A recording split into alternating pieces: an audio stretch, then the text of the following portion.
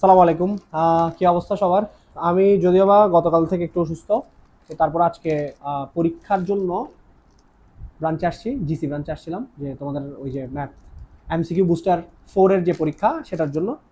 তো আর একই সাথে আমি আজকে দেখলাম যে যে ওই আমাদের মাদার্স ডে উপলক্ষে মায়েদেরকে যে পুরস্কার দেওয়ার কথা ছিল, সেই পুরস্কারগুলো আমাদের ব্রাঞ্চে এসে পৌঁছেছে একটু আগেই। তো চকবাজারটাও এসে পৌঁছেছে, জিসিটাও এসে পৌঁছেছে। আমি বলছিলাম যে আমরা প্রথম 16 জনকে পুরস্কৃত করব, তো 16 জনকে পুরস্কৃত করতেছি।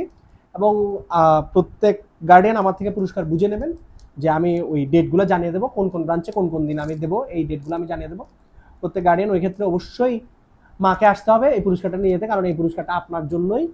তো এর বাইরে একটু আমি দেখাই পুরস্কারগুলো আসলে আমি কি দিচ্ছি। অনেকের ছবি নিয়ে একটু আপত্তি ছিল, তো যার কারণে আমরা ছবিতে না গিয়ে আমরা জাস্ট আপনার সন্তান যে আপনার জন্য একটা বিশেষ কিছু করছে, এটার একটা পুরস্কৃত করা দরকার, এটাকে একটু মানে সেলিব্রেট করা দরকার। আপনি অন্তত এই জিনিসগুলো একটু, আমি যদি একটু বলি যে একটু কাছে এনে দেখানোর জন্য, এই যে দেখতে পারবেন যে এইখানে, যে আমি দেখাই, আমি প্যাকেটগুলো খুলে দেখাই, দেখেন এই যে প্রত্যেকটা আমি চেষ্টা করছি একটা স্বীকৃতি দেওয়ার জন্য, যেটা proud mother certificate for appreciation, যেটা সে ম্যাথামেটিক্স বুস্টারে ভালো করবার কারণে তার মাকে মাদার্স ডে উপলক্ষে একটা স্বীকৃতি দেওয়া হচ্ছে। অবশ্যই আমরা বিশ্বাস করি যে সন্তানের যে কোনো সাফল্যের পিছনে সবচেয়ে বড় কারিগর হন তার মা। তো এইটা একটু ভিন্নধর্মী একটা আয়োজন ছিল। আবার যারা পুরস্কার পান নাই, প্রতিযোগিতার নিয়ম হিসেবে আমাদের তো আসলে কিছু বিজয়ী সিলেক্ট করতে হবে। এর বাইরে যারা পুরস্কার পান নাই, তো তারা আসলে মন খারাপ করবার কিংবা বাচ্চাকে কিছু বলবার প্রয়োজন নাই। আমি জাস্ট চকবাজার জিসি ব্রাঞ্চের পুরস্কারগুলোই দেখালাম, যে চকবাজারের আমার প্যাকেট করা আছে, এটা চকবাজার ব্রাঞ্চে কালকে চলে যাবে। তো আপনারা আমি জানিয়ে দেবো যে কোন দিন আমি এগুলো দেবো, আমি গ্রুপে মেসেজ দিয়ে জানাই দেবো। তো যারা পান নাই তারা আসলে বাচ্চাদেরকে কিছু বলবেন না, বলবেন যে আরো চেষ্টা করো, ইনশাল্লাহ তুমিও একদিন এনে দেবা। যে আমাদেরকে এরকম যে আমি আমার মাকে সবসময় একটা কথা বলতাম, যে একটা গানের একটা লাইন ছিল যে কি করে তোমার গর্ব হব মা।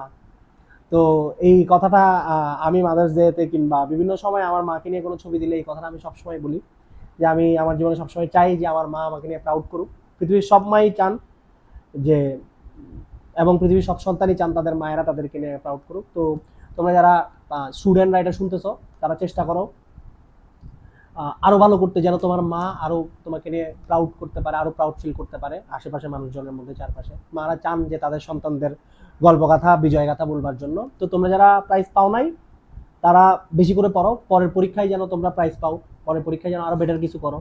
তো হয়তো বা মা দিবসে এনে দিতে পারো না, ইনশাল্লাহ বাবা দিবসে এনে দেবা, কোনো সমস্যা নাই। এবছর না হলে পরের বছর হবে, কোনো না কোনো সময় তো হবে ইনশাল্লাহ।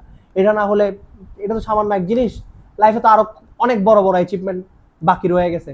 ক্যারেট কলেজ আছে, ক্যারেট কলেজে এনে দেখাই দাও যে আমি এই পুরস্কারটা পাই নাই। আমার মধ্যে খুব আফসোস হয়েছিল যে স্যার এরকম একটা প্রতিযোগিতা করছে, তোমরা যারা পাও নাই তোমাদের জন্য বলতেছি, স্যার এরকম একটা প্রতিযোগিতা করছে, আমি এই পুরস্কারটা পাই নাই।